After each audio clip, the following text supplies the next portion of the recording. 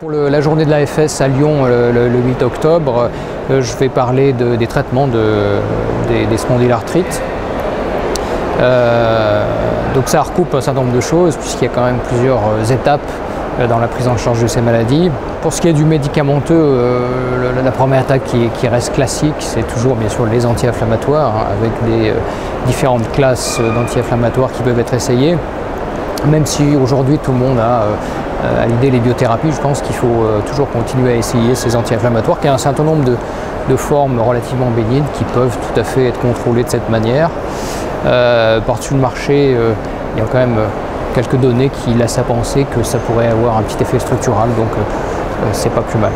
Alors ensuite, bien sûr, l'étape suivante, si jamais on n'a pas de réponse avec les anti-inflammatoires de manière satisfaisante, ce sont les traitements de fond.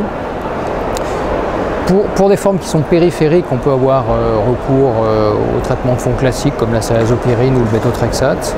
Et puis pour des formes axiales ou bien des formes périphériques qui ne répondent pas aux traitements de fond classiques, il faut s'engager dans les biothérapies. Et aujourd'hui, ça fait maintenant pas mal d'années qu'on a de l'expérience dans ce domaine, avec plusieurs produits qui donnent des réponses extrêmement intéressantes.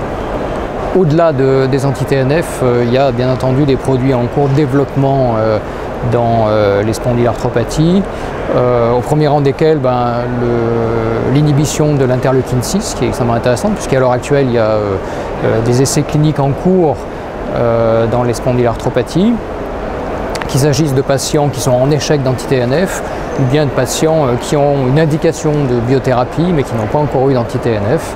Bon, ce sont des essais cliniques qui sont en cours de recrutement, donc on n'aura pas la réponse quant à l'efficacité et à la tolérance avant plusieurs années, mais je crois que c'est extrêmement prometteur, puisqu'il y a quand même un rationnel biologique à donner ce type de traitement.